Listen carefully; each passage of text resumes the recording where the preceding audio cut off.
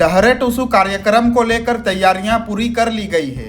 इसको लेकर सक्रिय समाज सेवी नारायण महतो ने जानकारी देते हुए कहा कि यह पारंपरिक आयोजन आदिवासी मूलवासी समाज की संस्कृति और पहचान का प्रतीक है, जिसमें हजारों की संख्या में लोग शामिल होंगे।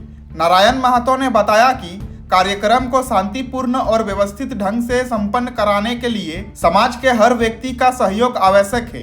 उन्होंने कुछ लोगों द्वारा इस सांस्कृतिक आयोजन को राजनीतिक रंग देने की कोशिशों की कड़ी निंदा करते हुए कहा कि डहरे टुसु किसी राजनीतिक दल का नहीं, बल्कि पूरे आदिवासी मूलवासी समाज का सामूहिक उत्सव है।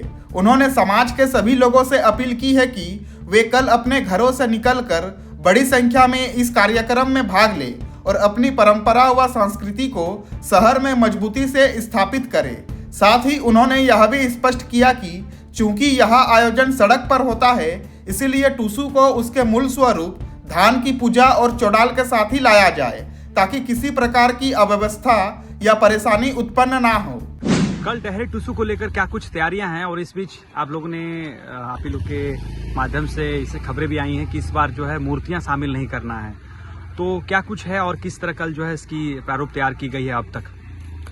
हर साल जैसे चौड़ल होता है, जो कि आर्थिक रूप से भी सही रहता है कि चौड़ल को शामिल करना है, वो आसानी से कैरी करने में इजी होता है, और जो असल स्वरूप है उसी को हम लोग लेके चले।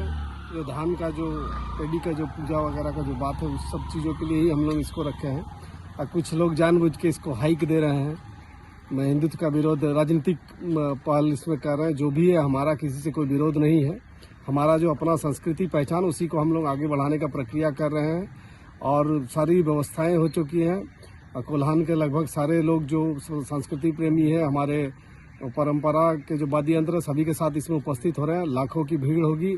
हर साल की भांति और भी ज़्यादा से ज़्यादा संख्या में लोग आएंगे। शांतिपूर्ण और अच्छे से हो, उसी का हम लोग प्रयास कर रहे हैं, और सारे लोग इसमें शामिल होंगे। सबसे अपील भी है कि पारंपरिक वाद्य यंत्र, पारंपरिक परिधान, इन्हीं को लेकर शामिल हो और चौड़ल के साथ इस आयोजन समिति में शामिल हो।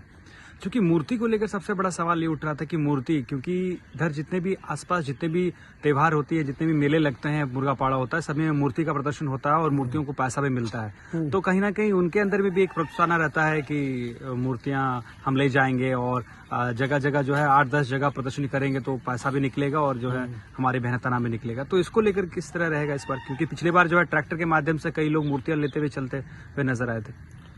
ये आने जाने का क्रम है कि इसमें चौड़ल का ही हम लोग शुरुआत से रखे हैं, तो इसमें ऐसा कुछ है नहीं, और मूर्ति का कहीं है नहीं। इसमें प्राइज मनी तो है नहीं कहीं पे कि प्राइज मनी है। संस्कृति का प्रदर्शन है, जो असल स्वरूप जो शुरुआत से होते आया है। कुछ लोग जानबूझ के इसमें कुछ स्पेसिफिक पॉइंट्स को डाल रहे हैं, उसको मुद्दा बना के उछाल रहे हैं, राजनीतिकरण कर रहे हैं, उनका जो राजनीतिक स्वार्थ है उसी सब के लिए कर रहे हैं।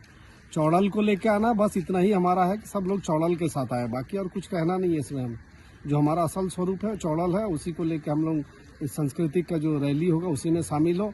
आसानी से ले जाने में सुविधा होता है, जो असली स्वरूप है पहले से होते आया है।